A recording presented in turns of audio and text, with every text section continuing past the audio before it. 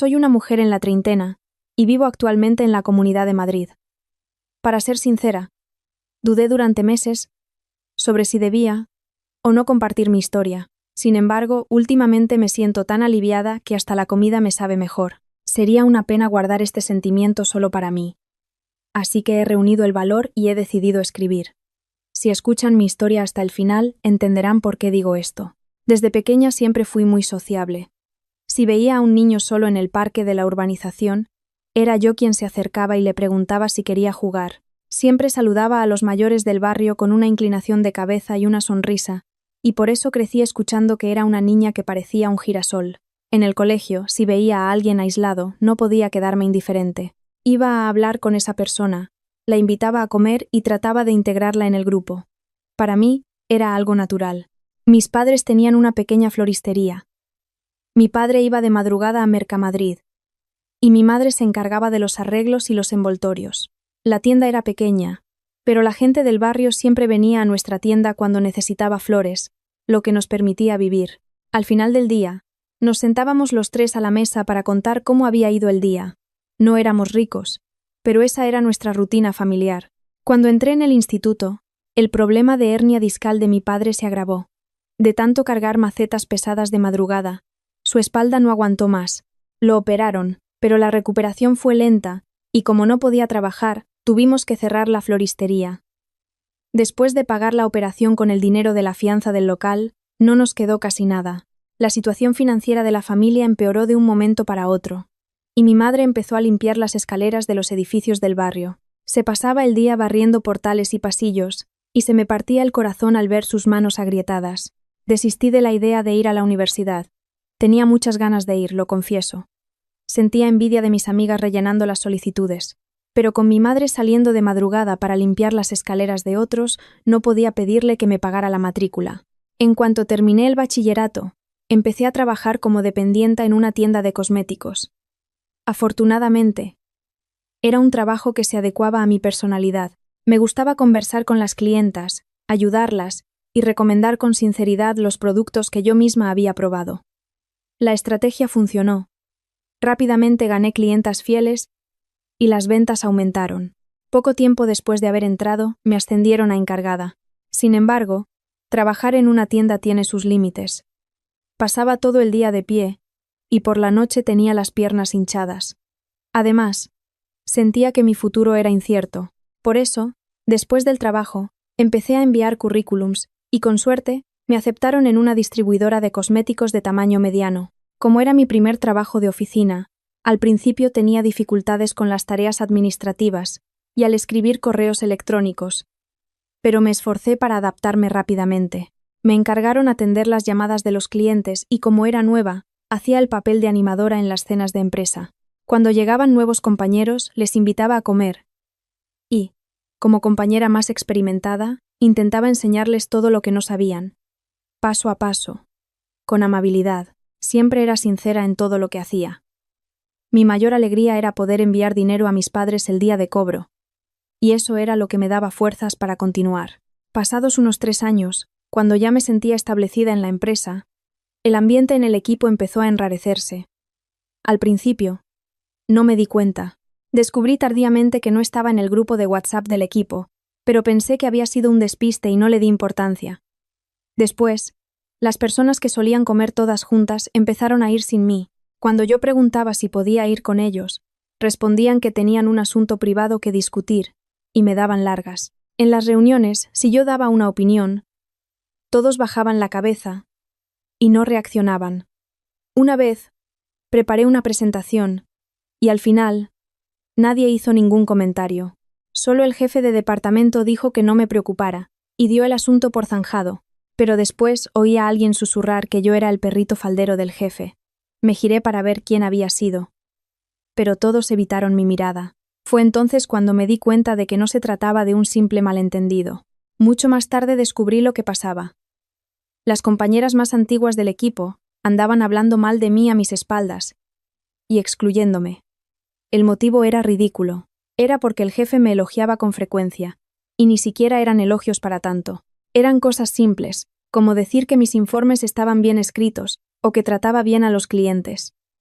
A sus ojos, me elogiaban porque era una pelota. Ha ascendido porque sabe agradar a los de arriba. Siempre está pegada al jefe. Eran los comentarios que circulaban a mis espaldas. Solo me enteré de esto mucho tiempo después. Por otra persona.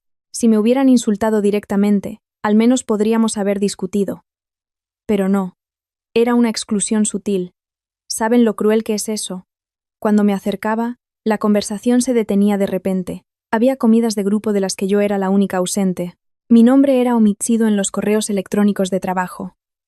Aguanté esto durante meses. Yo, que siempre había oído que era una persona alegre y sociable. Por primera vez en mi vida me despertaba por la mañana con miedo de ir a trabajar. Perdí la cuenta de las veces que me encerré en el baño para llorar en silencio. Una vez, a la hora de comer, estaba sentada sola en un rincón de las escaleras comiendo un bocadillo cuando oí mi nombre desde el piso de arriba. Ahí iba otra vez a entregarle un informe en mano al jefe. ¡Qué asco!, decían. Aún así, no me rendí ni dimití. Tenía que seguir enviando dinero a mis padres y, si me iba de allí, no tenía a dónde ir. Al fin y al cabo, me habían dado una oportunidad aunque solo tuviera el bachillerato. Aguanté firme. Con el tiempo, una de las compañeras más antiguas que lideraba el boicot contra mí acabó yéndose de la empresa, y el ambiente empezó a mejorar gradualmente. No se solucionó todo, pero finalmente podía respirar. Por aquel entonces entró una nueva compañera al equipo, llamada Sofía. Desde el primer día, se notaba que estaba siempre observando, sin saber dónde sentarse o con quién hablar. Un día, por casualidad, la vi de espaldas comiendo un sándwich envasado, sola, en la cocina. En ese momento se me encogió el corazón. Su imagen se superpuso a la mía, meses antes, comiendo un bocadillo sola en el rincón de las escaleras. Por eso fui yo quien tomó la iniciativa. Sofía, ¿quieres venir a comer con nosotras?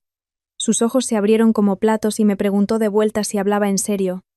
Si no había problema. No sé por qué, pero su tono me conmovió. A partir de ese día, empezamos a comer juntas, y, siempre que ella tenía dudas en el trabajo, yo me sentaba a su lado y le explicaba todo pacientemente. Le enseñé de antemano las cosas con las que yo misma tuve dificultades al principio. Incluso cuando Sofía cometía un error, era yo quien solucionaba la situación, diciéndole que no se preocupara, que al principio yo también era así. Me había hecho una promesa a mí misma. Si veía a alguien pasándolo mal como yo lo pasé, nunca más lo ignoraría, ya que yo había pasado por aquello. Quería ser la persona que tiende la mano a quien lo necesita. Eso fue lo que aprendí después de haber sido víctima de acoso en el trabajo. Con todo esto llegué a la treintena. Sinceramente, hasta ese momento, no tenía ganas de tener novio. Estaba demasiado ocupada con el trabajo, y la idea de conocer a alguien nuevo me parecía agotadora. Mi vida se resumía en ir de casa al trabajo y del trabajo a casa, y pensaba que no estaba tan mal, pero una amiga mía no paraba de insistir. Tía, no puedes seguir así, siempre de casa al trabajo. Necesitas salir con alguien para recargar energías. Las personas recibimos energía unas de otras. Yo no necesito energía. Lo que necesito es dormir. Venga, no seas así. Tengo un conocido, que es una persona estupenda. Ve solo una vez. Es solo un café. Insistió durante semanas, y acabé cediendo. El chico era conocido de mi amiga, y trabajaba como cocinero en un restaurante en el centro de Madrid. Cuando llegué a la cafetería acordada, vi a un hombre sentado en un rincón, bebiendo un vaso de agua. La primera impresión no fue mala, pero parecía bastante introvertido. Le dije, «Hola, ya has llegado», con una sonrisa, pero él solo asintió con la cabeza y respondió que sí. Cualquier pregunta que le hacía, la respondía con una o dos palabras. La conversación era prácticamente un monólogo mío. Cuando llegó el momento de pedir, le pregunté qué quería beber, y respondió que le daba igual. Sugerí un café, y dijo que sí. No había mucho diálogo, pero, extrañamente, no me sentí incómoda. Tuve la sensación de que no era maleducado, sino alguien que genuinamente no sabía cómo actuar. No podía mirarme a los ojos, pero asentía con la cabeza a todo lo que yo decía. Si parecía que necesitaba algo, se levantaba y lo traía. Se notaba que, a pesar de ser torpe, estaba intentando prestarme atención. Aún así, no pensé en volver a quedar con él. No sentí ninguna atracción. Pensé en decirle a mi amiga que parecía una buena persona, pero que no era compatible conmigo, así que, unos días después, la llamé. Le expliqué la situación para rechazarlo, y afortunadamente ella lo entendió. Fue entonces cuando me contó algo inesperado. La verdad es que él también tiene sus problemas. Está pasando por una fase muy mala en el trabajo. Por culpa de un compañero mayor, el tipo abusa de él, le pasa su trabajo, y encima se lleva el mérito cuando las cosas salen bien. Pero como es tan introvertido, acaba tragándoselo todo solo. Pensé que si empezaba a salir con alguien, quizás se animaría, por eso os presenté. Pero a lo mejor todavía no es el momento adecuado. En aquel instante, sentí una opresión en el pecho. Los recuerdos de ser ignorada en las reuniones, de comer sola y de llorar en el rincón de las escaleras, me vinieron todos a la mente de golpe. La idea de que él estaba pasando por el mismo dolor que yo me hizo sentir una súbita afinidad por él. Después de pensarlo un poco, fui yo quien lo contactó. ¿Quieres ir a cenar un día de estos? Envié este simple mensaje, y al cabo de un buen rato, recibí la respuesta. Sí, me gustaría. Al leer aquella respuesta corta, no pude evitar sonreír. Cuanto más nos veíamos, más me daba cuenta de que era una persona torpe, pero genuina. Se acordaba de todo lo que yo decía, por insignificante que fuera, y en la siguiente cita mencionaba el asunto. Una vez, pasamos por un restaurante y comenté que el ambiente parecía agradable. Se lo guardó y en su día libre, reservó una mesa y me llevó allí. El otro día dijiste que te gustaría venir aquí, dijo, con la mayor naturalidad. En otra ocasión, en un día frío, dije, sin pensar, que tenía las manos heladas.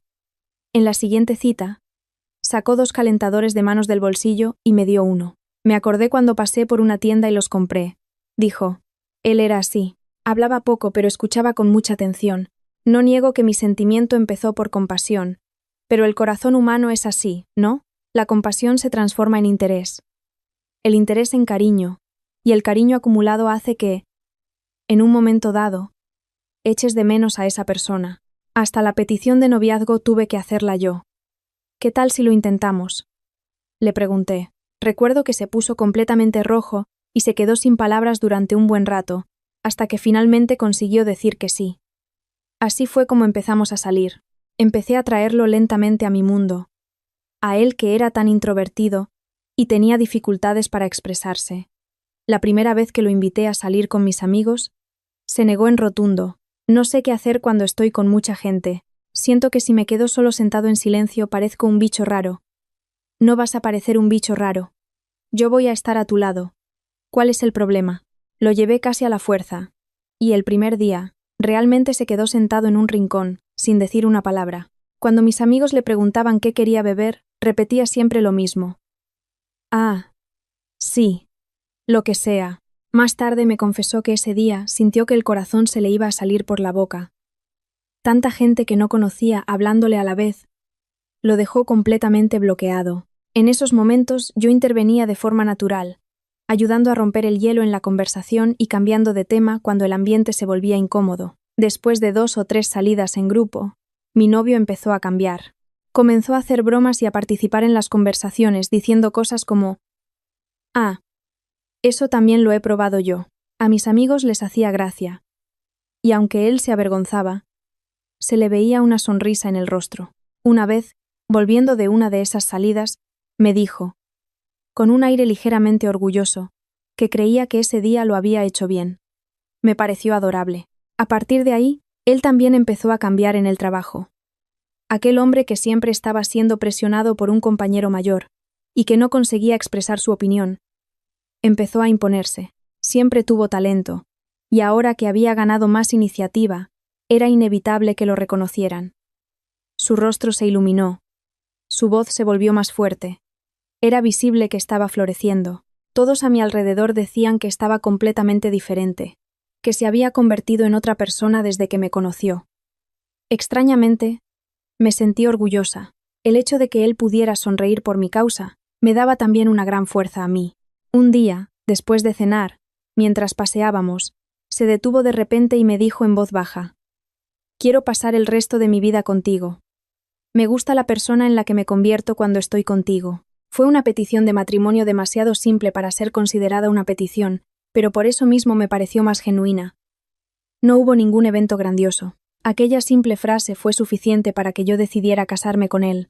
Empezamos los preparativos de la boda y fue entonces cuando conocí a su familia por primera vez. Ya en el primer encuentro, el ambiente fue tenso. Fue la primera vez que vi a mi futura suegra. En cuanto se sentó a la mesa, me miró de arriba abajo y me preguntó de qué familia venía. Antes incluso de saludarme debidamente, ya estaba preguntando por mis orígenes. Me quedé sorprendida, pero respondí con una sonrisa tranquila. Su expresión cambió sutilmente e hizo un sonido despectivo. Esa fue mi primera impresión de mi suegra. Era una mujer de voz alta y de modales bruscos. Era del tipo que no consideraba en absoluto la situación o los sentimientos de los demás. Durante la cena, le daba órdenes a mi novio como si fuera un camarero. Lo más chocante era que él obedecía sin ninguna resistencia. Aquel hombre que, fuera de casa, estaba cambiando. Delante de su madre seguía con la cabeza gacha. Durante toda la comida, cada vez que su madre decía algo, él repetía: «Sí, mamá, claro, mamá, yo lo hago». Si yo intentaba intervenir, mi suegra me cortaba con una frase: «Le he preguntado a mi hijo». Fue ahí cuando lo entendí claramente. Aquel hombre no era introvertido y retraído por naturaleza. Fue la familia la que lo hizo así. Mi suegra era una persona que exigía obediencia ciega de su hijo, y a la mínima discrepancia, lo aplastaba. Mi cuñada tampoco tenía un carácter fácil. Y en aquella familia, quien hablaba más alto era quien ganaba. Durante los preparativos de la boda, la interferencia de mi suegra era constante. Si yo sugería un lugar para el banquete, ella decía que aquel no servía, que conocía otro mejor. Si elegíamos los regalos, decía que aquello no era suficiente para su familia. Cuando buscábamos casa, insistía en que tenía que ser cerca de la suya. Cada decisión era una batalla. Si yo daba mi opinión, ella telefoneaba a mi novio a gritos, diciendo que él solo escuchaba lo que yo decía e ignoraba a su madre. Una vez, el día que fuimos a elegir las alianzas de boda, mi suegra insistió en venir con nosotros, y como no le gustó nada, montó una escena en la joyería. Quería que me tragara la tierra de la vergüenza, con todos los demás clientes mirando. Una noche le dije abiertamente a mi novio que, para ser sincera, la idea de casarme me asustaba por su familia. Si su madre seguía así después de la boda, no sabía si iba a aguantarlo. Él se quedó en silencio durante un buen rato. Luego me cogió la mano y dijo que yo lo había cambiado desde que me conoció. Que ahora ya no se iba a dejar llevar por su madre, que me iba a proteger y que debía confiar en él. Su mirada era sincera. Al menos eso fue lo que sentí en ese momento. A pesar de tener un peso en el corazón, creí que con él conseguiría superarlo todo y me casé. Pero después de la boda, descubrí que mi suegra era mucho peor de lo que imaginaba. Su casa estaba a 15 minutos en coche de la nuestra, y ese fue el inicio del desastre. Con la excusa de vivir cerca, aparecía en nuestra casa casi todos los días. Tocaba el timbre a cualquier hora, por la mañana o por la noche, sin avisar. Al principio, ponía excusas, como traer comida o entregar algo, pero en realidad, lo que venía a hacer era inspeccionar la casa. Abría la nevera y preguntaba qué era aquello, por qué comprábamos esas cosas. Abría el armario y se quejaba de que yo tenía demasiada ropa y no hacía nada en casa. Miraba las cortinas y decía que el color era horrible, que oscurecía la casa. Se entrometía en todo, y si yo no hacía lo que ella mandaba, era un escándalo. El verdadero objetivo de mi suegra parecía claro: meter en vereda a la nuera, o sea, a mí. Llegó a decírselo abiertamente a mi marido por teléfono. Esa mujer tuya parece que no escucha a su suegra. Cuando una mujer se casa, tiene que obedecer a los mayores. Tienes que meterla en vereda. Que lo sepas. ¿Saben cómo me sentí al oír esa conversación? Me quedé estupefacta de que hubiera alguien que dijera, con tanta naturalidad, que va a meter a otra persona en vereda. Una vez, mientras mi marido y yo estábamos en el trabajo, él recibió una llamada. Era tu madre. Está en nuestra casa. Me quedé en shock, y le pregunté si le había dado el código de la puerta. Me dijo que sí. Como no podía contactar con mi marido, debió de presionar al conserje. Más tarde, me dijo que el conserje lo contactó, y no tuvo más remedio que darle el código. Cuando llegué a casa, la nevera estaba reorganizada a su manera, y la mitad de los ingredientes que yo había comprado habían sido tirados a la basura. Mamá, yo también soy adulta y sé cuidar de mi casa. Me gustaría que no volviera a hacer esto. Se lo dije por teléfono, Ya sin paciencia. Mi suegra se puso furiosa. ¿Qué? ¿Le estás contestando a tu suegra? Se nota que desde que te casaste te has subido a la parra. A partir de ese día, empezó a venir aún más a menudo. Como no estaba consiguiendo meterme en vereda, decidió ser aún más agresiva. Era incomprensible, pero por lo visto, los vecinos ya conocían su carácter. Una vecina con la que me encontré en el ascensor me dijo, con una mirada de pena, que esa señora era famosa en el barrio por ser imposible de tratar. Todo el mundo oía sus gritos en el rellano. Una vez mi suegra estaba montando tanto escándalo que el vecino de arriba llamó por el telefonillo pidiendo que hicieran menos ruido. Ella respondió a gritos, diciendo que nadie tenía nada que ver con los asuntos de su familia. Ese día, a mi marido le costó mucho calmarla, y ella empezó a llorar, diciendo que hasta su hijo estaba en su contra, que los hijos no valían para nada. Y mi marido, una vez más, cedió. Como yo no soy de aguantar estas cosas, discutí con mi suegra varias veces. Una vez, vio un edredón que yo había comprado, y dijo que aquello no valía para nada, que el relleno no era bueno, y que tenía que cambiarlo inmediatamente. Le respondí que lo había elegido y comprado yo para mi uso. Ella respondió que por tener tan mal gusto mi casa era un desastre. Ese día, perdí la paciencia y le grité. Mamá, esta es mi casa. ¿Cuál es el problema de que quiera encargarme de mis cosas a mi manera? Mi suegra gritó el doble. Después de echarla de casa y cerrar la puerta con llave, empezó a aporrearla, a gritar en el rellano que la nuera estaba echando a la suegra, pidiendo ayuda. En situaciones más graves, llegaba a llamar a mi cuñada para que viniera en su auxilio. ¿Y mi marido? Delante de su madre, seguía sin poder enfrentarse a ella. A mí me decía que estaba de mi lado y que no me preocupara, pero en cuanto su madre empezaba a montar una escena, a llorar o a enfadarse, él flaqueaba. Mi madre se siente sola. Ten solo un poquito de paciencia. Esa frase en su momento me dolió mucho. Sin embargo, quitando los problemas con su familia, mi marido era una persona que se esforzaba mucho. Cuanto más agotada estaba yo por culpa de mi suegra, más se esforzaba él por compensarme. Los días en que mi suegra venía y montaba una escena, mi marido se quedaba a mi lado hasta tarde, escuchándome. Daba igual si me enfadaba, lloraba o me quejaba sin parar. Él me escuchaba hasta el final. Y después decía una cosa. Lo siento, intentaré ser mejor. A veces, se quedaba en silencio, solo sujetándome la mano, y eso también me reconfortaba. Hay momentos en los que es mejor tener a alguien a tu lado en silencio, que escuchar palabras de consuelo vacías. Todas las mañanas, me acompañaba hasta la puerta de casa para despedirse, y a la hora de salir del trabajo, me esperaba en la puerta de la empresa, en días de lluvia. Allí estaba con un paraguas. Los días en que mi suegra venía a montar una escena, era él quien se encargaba de todo después, e incluso llegó a cambiar el código de la puerta. Llamó a su madre para decirle que no le iba a dar el nuevo código, y que si quería venir, tenía que avisar primero. Para él, eso debió de requerir un gran valor. Mi suegra lo llamó incesantemente, pero él no contestó. Ese día, ella lo llamó decenas de veces, y él me dijo que no iba a cogerlo.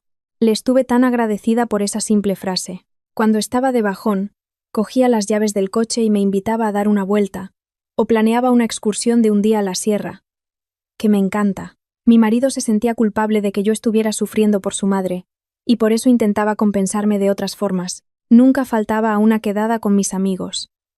Ahora ya se llevaba bien con la gente, hasta el punto de que mis amigos se sorprendían. Incluso para mí, parecía una persona completamente diferente de aquel hombre que en la primera cita se quedó en un rincón bebiendo agua. Al ver su rostro sonriente, pensaba que al final él era una persona capaz de sonreír así. En el trabajo, a mi marido lo reconocían por su dedicación. Y yo, al trabajar en un ambiente estable, también conseguí un ascenso. Esa fue la mejor etapa de nuestro matrimonio. Quitando a mi suegra, todo era perfecto, y yo creía que con él conseguiría tener una vida feliz. A veces, por la noche, lo miraba dormir, y pensaba para mis adentros que había tenido mucha suerte al conocerlo. Pasados unos 2 años de matrimonio, empecé a sentir de nuevo un ambiente extraño en la empresa. Al principio, fueron cosas pequeñas. En las reuniones de equipo, cuando yo hablaba, las reacciones eran extrañas. La gente que antes me invitaba a comer, empezó a poner excusas para no ir conmigo.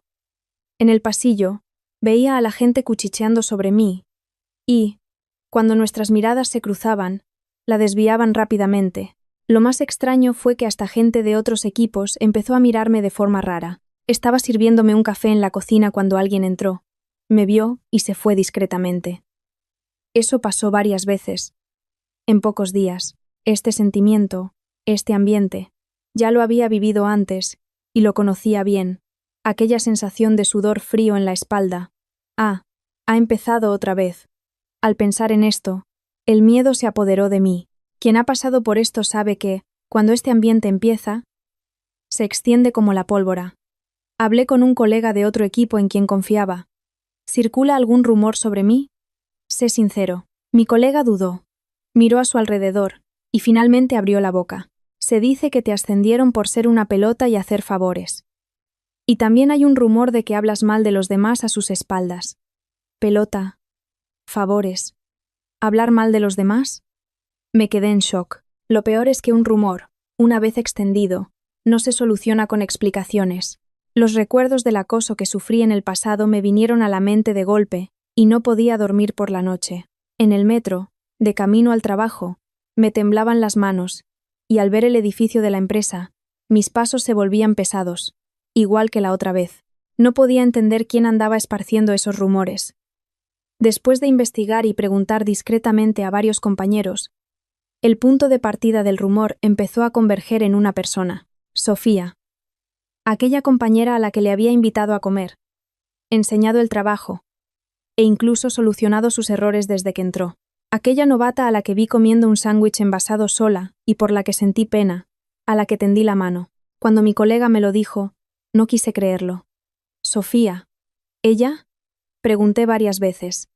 Pero al confirmarlo con otros compañeros, la respuesta era siempre la misma. Sofía dijo eso en la cena de empresa. Sofía le dijo aquello a un colega de otro equipo en la zona de fumadores. Cuando los testimonios se acumulan, la sospecha se convierte en hecho. La persona a la que yo había ayudado con toda sinceridad andaba difamándome a mis espaldas. Recordé la experiencia de hacía unos años y me sentí desolada. Estaba ocurriendo otra vez. Y esta vez, por alguien en quien confiaba. Llamé a Sofía a la sala de reuniones. Necesitaba estar a solas con ella. Cerré la puerta y nos sentamos frente a frente. Sofía parecía haber entendido algo. Su expresión era de ansiedad. Fui directa al grano. Sofía, has sido tú la que ha esparcido los rumores, ¿verdad? Sus ojos se abrieron como platos, y me preguntó qué estaba diciendo, por qué estaba haciendo aquello de repente. Su actuación era pésima, sus ojos no paraban de moverse. Saqué el móvil y le mostré las capturas de pantalla de las conversaciones de WhatsApp que mis compañeros me habían enviado, los testimonios de personas de otros equipos. Con cada prueba que presentaba, el rostro de Sofía se volvía más pálido. Después de un largo silencio, la actitud de Sofía cambió. Pensé que iba a bajar la cabeza y a pedir disculpas, pero no. Levantó la cabeza.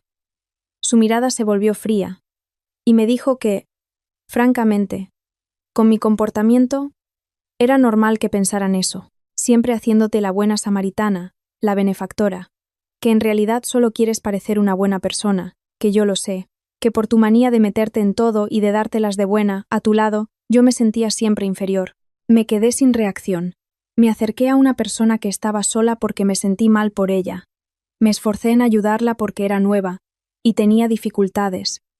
Y ella a eso lo llama dármelas de buena. Solo te ayudé porque parecías estar pasándolo mal. Yo pasé por lo mismo en el pasado. Y, como entonces nadie me ayudó, no quería que te pasara lo mismo a ti. ¿De verdad no entiendes lo que sentí? Y aunque lo hayas entendido mal, ¿eso justifica que esparzas rumores falsos sobre mí? Sofía se rió en mi cara. ¿Cómo sé yo que no ascendiste peloteando a los jefes, siempre haciéndote la buena como haces? Ya hubo rumores sobre eso en el pasado. Cuando el río suena, agua lleva, ¿no? Con estas palabras la conversación terminó. No sabía qué responder, las palabras no me salían. Al salir de la sala de reuniones, sentí que me flaqueaban las piernas y tuve que apoyarme en la pared del pasillo. Me quedé allí un buen rato. Luego fui al baño y me lavé la cara, pero no conseguí recuperarme. A partir de ese día, ir a trabajar se convirtió de nuevo en un infierno. Los recuerdos del pasado se repetían, no podía dormir por la noche, y en el metro, de camino al trabajo, me temblaban las manos. Cuando llegaba a casa, Me tumbaba en el sofá a mirar el techo, y las lágrimas me corrían por la cara. Solo mi marido sabía esto. Él venía a mi lado y me abrazaba en silencio. Yo me desahogaba de todo, llorando. Le conté que había sido Sofía la que había esparcido los rumores, lo que me había dicho a la cara, que no entendía qué había hecho mal. Mi marido me acarició la cabeza y me dijo que yo no había hecho nada malo, que él estaba ahí. En ese momento, esa simple frase, fue un gran consuelo. Saber que tenía a alguien a mi lado era mi única tabla de salvación. Esa noche, mi marido me dijo que si lo estaba pasando mal, podía dejar el trabajo y descansar, que él ganaba lo suficiente. Sentí un nudo en el estómago, pero aguanté y seguí yendo a trabajar. No puedo rendirme ahora. Si huyo, los rumores se convierten en verdad. Tengo que aguantar. Con este pensamiento resistí. Un fin de semana, durante este periodo difícil, tuve que ir a un sitio cerca del restaurante de mi marido. Normalmente, nunca aparecía sin avisar, pero ese día fui sin pensar. En un callejón vi a mi marido caminando junto a alguien. Al principio, pensé que era un compañero de trabajo, pero era claramente una mujer con la que tenía una gran intimidad. La distancia entre ellos no era normal. La mujer iba del brazo de mi marido. Me pareció extraño y me acerqué un poco más. Cuando la mujer giró la cabeza vi su perfil. Era Sofía. Sentí que el corazón se me paraba. Parpadeé varias veces, pero no era una ilusión. Sofía estaba agarrada a mi marido, sonriendo. El mismo marido que me abrazó cuando lloré por haber sido traicionada por Sofía en el trabajo, estaba ahora susurrándole algo al oído. Sentí que se me doblaban las piernas y me detuve allí mismo. Mi mente se quedó en blanco. Me apoyé en una pared del callejón, con el cuerpo temblando. Quería gritar, pero no me salía la voz de la garganta. Ni siquiera recuerdo cómo volví a casa. Esa noche esperé a mi marido. Me senté en el suelo del salón, frente a la puerta de entrada, con las luces apagadas, en silencio, en la oscuridad. Mi marido abrió la puerta y encendió la luz. Al verme sentada en el salón, me preguntó qué estaba haciendo allí. Con la misma expresión y el mismo tono de voz de siempre, dije, en voz baja, ¿desde cuándo estás con Sofía? El rostro de mi marido se puso blanco como la cera. Abría y cerraba la boca, intentando inventar una excusa. Lo corté. Os he visto hoy en el callejón de detrás del restaurante. Del brazo. Si mientes, se acabó todo entre nosotros. Cuenta la verdad. Mi marido se arrodilló allí mismo y empezó a confesar. Dijo que Sofía había ido al restaurante sola hacía unos meses. Mi marido y Sofía ya se conocían de quedadas de compañeros de trabajo. A través de mí, claro. Sofía vino a buscarme y empezó a desahogarse, a llorar, a decir que lo estaba pasando mal en la empresa, que estaba dolida contigo. Al principio, te juro que fue solo para escucharla. Pensé que, como era tu compañera, debía ayudarla. Pero siguió buscándome, llorando, apoyándose en mí. Y de repente, ¿qué? Grité. ¿Me has traicionado con la persona que me apuñaló por la espalda? ¿O es que te aliaste con ella para destruirme? ¿Los dos juntos? Mi marido se golpeó la cabeza contra el suelo, repitiendo que no era nada de eso, que era un loco, que se había equivocado. Pero sus palabras no me entraban. Mientras yo lloraba noche tras noche contándote lo que Sofía me había hecho, ¿qué le decías tú a ella con esa misma boca? Lo estás pasando mal. Estoy aquí para apoyarte.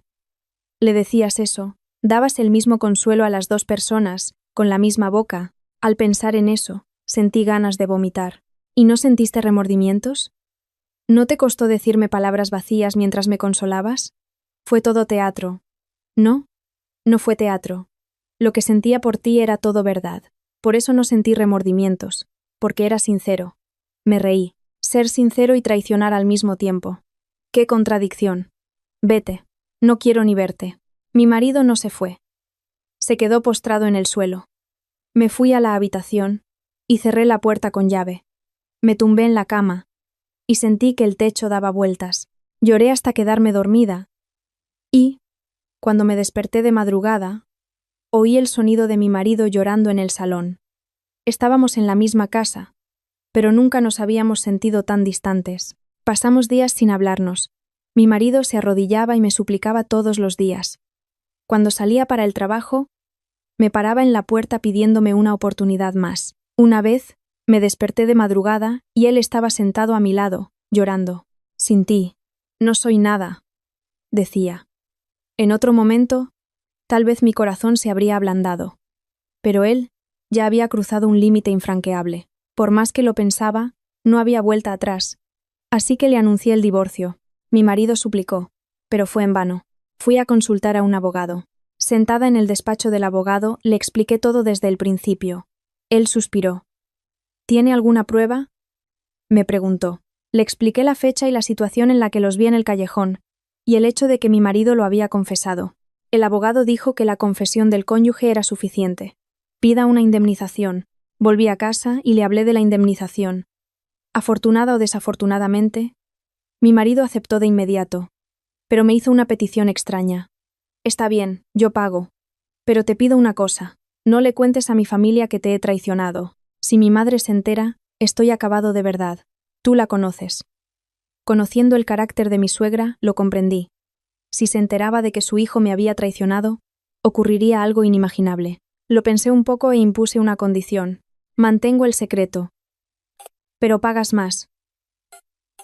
Mi marido aceptó, llorando. Aumentamos el valor de la indemnización y firmamos los papeles. Quedó acordado que él inventaría una excusa cualquiera para su familia. Si decía que se habían divorciado o que se habían separado, era su problema. Para mí, era fantástico no tener que volver a verlos. El día que firmamos los papeles del divorcio, en el pasillo del juzgado, mi marido, desconcertado, me siguió y dijo que sin mí volvería a ser el que era antes, que solo no podía hacer nada. Estaba tan furiosa que ni siquiera sentí pena por él. Al salir del juzgado, borré su número. Bloqueé también todos los contactos de su familia. Así fue como corté los lazos con aquellas personas. Guardé los papeles del divorcio, el acuerdo de la indemnización y la grabación de la llamada en la que mi marido me pedía que no le contara a su familia. Todo en un sobre. En ese momento, no sabía muy bien por qué. Solo pensé que quizás sería necesario. Después del divorcio, lo primero que hice fue buscar una casa nueva y mudarme. Salí de la zona donde vivía mi suegra, y me mudé a un barrio tranquilo. Quería olvidarlo todo. El problema era la empresa. Sofía y yo trabajábamos en el mismo departamento. Tenía que verla todos los días.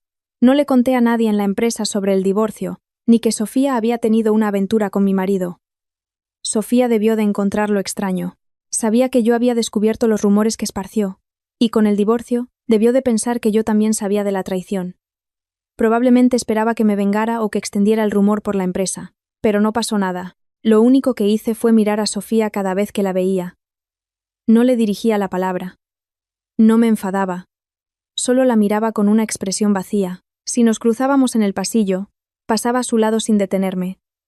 Pero mis ojos se quedaban fijos en ella. Si coincidíamos en la sala de reuniones, me sentaba a su lado con la mayor naturalidad.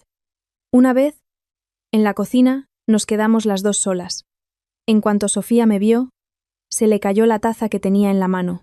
El agua se derramó por el suelo, y ella, torpemente, empezó a limpiar, siempre mirándome de reojo. Yo simplemente me serví un café, y me fui, sin decir una palabra. Para Sofía, aquello debió de ser un terror. No sabía cuándo iba a estallar la bomba. ¿Sería hoy? ¿Mañana? ¿La semana que viene? Todas las mañanas, al llegar al trabajo, debía de preguntarse si sería hoy el día. Y temblaba de miedo. De hecho, el rostro de Sofía se fue volviendo cada vez más pálido. Tenía ojeras profundas, y en las reuniones se le veían temblar las manos. Cuando los compañeros le preguntaban si estaba enferma porque tenía mala cara, respondía que no, que estaba bien, con una sonrisa forzada. Sabía que no esparcir el rumor era la forma más duradera y profunda de atormentarla. Si la bomba estallaba, sería un momento, pero si no estallaba, la ansiedad sería interminable. A través de un conocido, supe que mi exmarido seguía viéndose con Sofía. Era algo que esperaba, así que sentí más pena que rabia. Pensé que lo que ellos hicieran o dejaran de hacer ya no era asunto mío. Solo estaba esperando el momento adecuado para vengarme. Fue entonces cuando ocurrió algo inesperado. Era Navidad.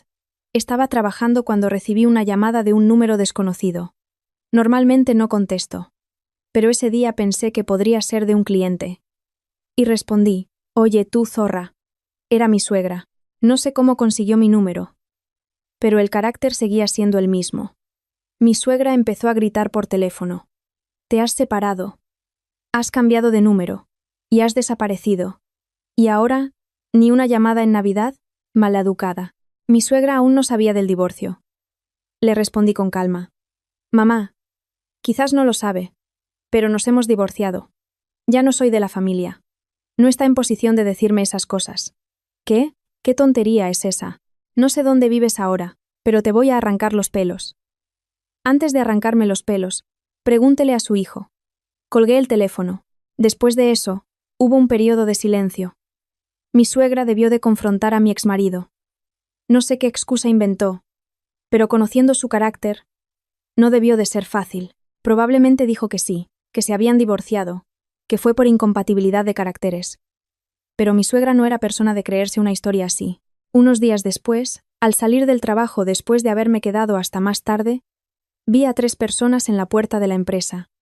Mi suegra, mi cuñada y la tía de mi exmarido. Las 3, del brazo, parecían generales a punto de entrar en batalla. Al ver la expresión de mi suegra lo entendí. Ah, han venido a ajustar cuentas. En cuanto me vio, mi suegra corrió hacia mí y me agarró del brazo. Cuenta la verdad. ¿Qué has hecho? Por eso abandonaste a mi hijo, ¿no? Mamá, no es conmigo con quien tiene que hablar. ¿Qué? Respiré hondo. Sabía lo que iba a pasar si decía esto, pero ya no tenía motivos para esconderlo. Le han dicho que el motivo del divorcio fue incompatibilidad de caracteres, o que la culpa fue mía. Desafortunadamente es todo mentira. La verdad es que su precioso hijo me traicionó. Y con una compañera mía. No fue por incompatibilidad de caracteres. Mi suegra se quedó en silencio por un momento. Su voz empezó a temblar. ¿Qué has dicho? Su hijo me traicionó. Por eso nos divorciamos. ¿De verdad es cierto? ¿Mi hijo te traicionó? Imposible. Él, tan tímido. ¿Cómo iba? Mi cuñada y la tía también me pidieron que contara la verdad, que les explicara lo que había pasado. Las 3 me rodearon, impidiéndome salir. Pensé que aquel era el día. Les conté todo, que mi marido me había traicionado con mi compañera de trabajo, Sofía, cómo lo había descubierto, y cómo esa amante me había atormentado en el trabajo. Mi cuñada y la tía se quedaron sin palabras. Saqué del bolso el sobre con los documentos que había guardado. Lo había preparado, pensando que mi suegra me buscaría, y mi intuición no falló. Les mostré el acuerdo de la indemnización. Este es el acuerdo de la indemnización. Como pueden ver, el valor fue aumentado. Su hijo aceptó pagar más con la condición de no contarle a su familia sobre la traición. Pagó bien. Probablemente se quedó sin nada después de darme este dinero. Mi suegra cogió el papel y empezó a leer, con las manos temblando. Mi cuñada miró por encima de su hombro, confundida. Por último saqué el móvil y puse la grabación a sonar. Se oyó la voz de mi exmarido. No se lo cuentes a mi familia. Si mi madre se entera, estoy acabado de verdad. Te pagaré lo que pidas, por favor. Cuando la voz de mi exmarido resonó, vi la expresión de mi suegra cambiar por fases. Shock, rabia y traición. El hecho de que su hijo la hubiera traicionado ya era un shock.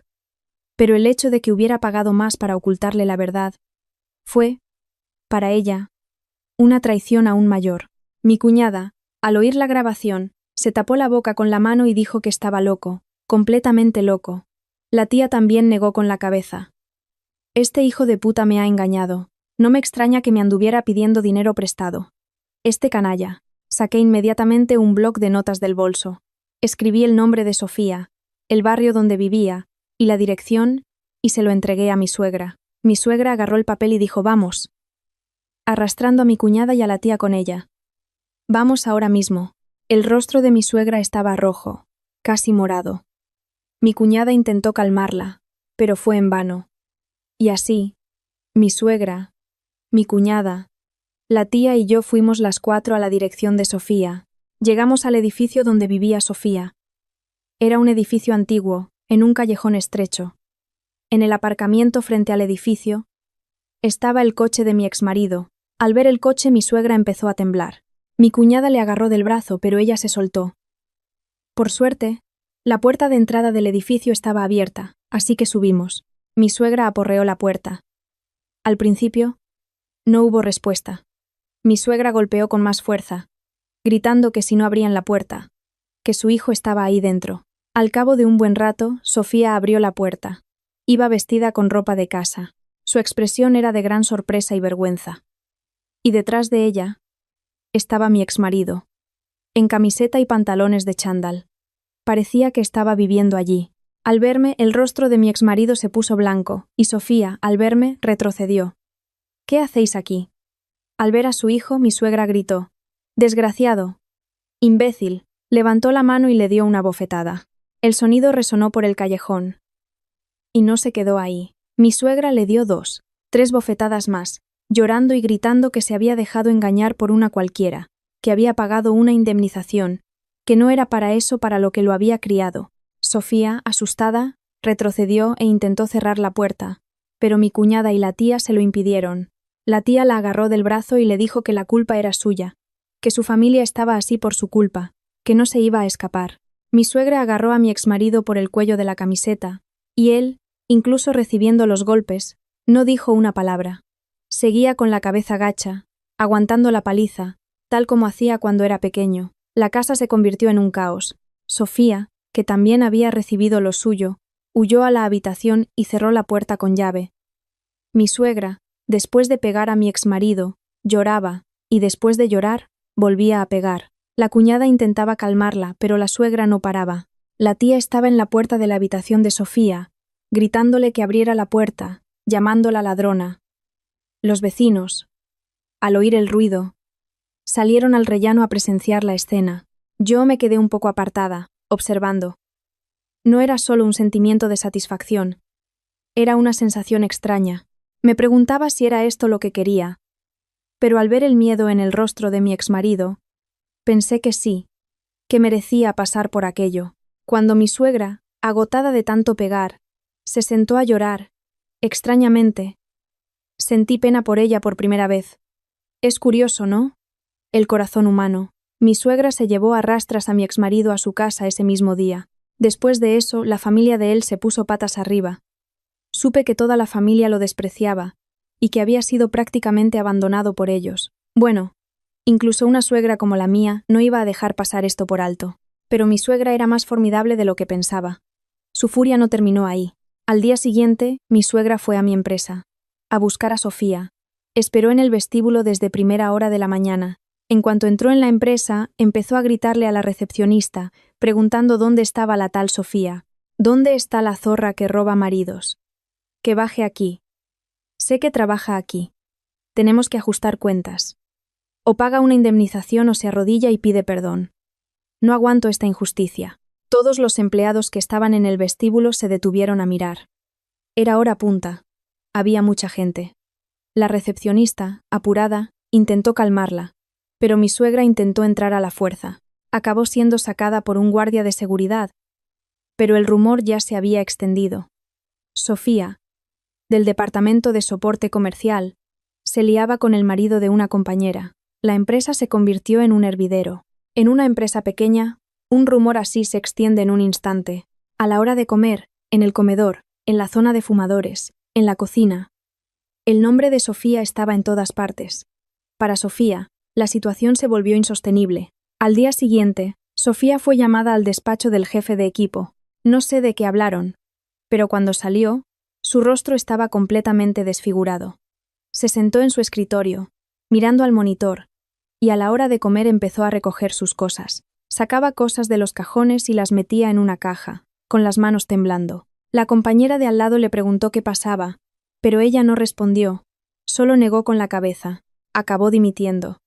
Se fue sin despedirse de nadie, con una caja en la mano. Al pasar por mi escritorio, dudó por un momento, pero yo seguí mirando el monitor. Ni siquiera la miré. Así, conseguí mi venganza sin mancharme las manos. Actualmente trabajo en la empresa y tengo una vida estable. Con la salida de Sofía, el trabajo incluso mejoró, y con la entrada de una nueva compañera, el ambiente se volvió más agradable. Al principio, cuando se supo que el amante de Sofía era mi exmarido, pasé por una fase complicada. Pero con el tiempo, la gente lo olvidó. Supe que mi exmarido se fue a trabajar a la cocina de un pequeño restaurante en otra ciudad. Vive solo en una habitación alquilada. Mi suegra, después de haber montado aquel escándalo, Anda hablando mal de su hijo por todo el barrio, quejándose de que la ha avergonzado. Pero con el tiempo, estoy segura de que lo perdonará, por mucho que lo odie ahora, es su hijo, y acabará perdonándolo. Y mi exmarido vivirá bajo la sombra aún más fuerte de mi suegra. Espero que viva reflexionando y sufriendo solo. A veces, de camino a casa, al pasar por el sitio frente a la empresa donde mi exmarido me esperaba, mis pasos se ralentizan por un momento. Me acuerdo de él, de pie, con un paraguas, en días de lluvia. Pero no me detengo. Solo reduzco la velocidad un instante y sigo mi camino. Últimamente, mi placer es ir a natación después del trabajo, llegar a casa, poner mi serie preferida y comer fruta.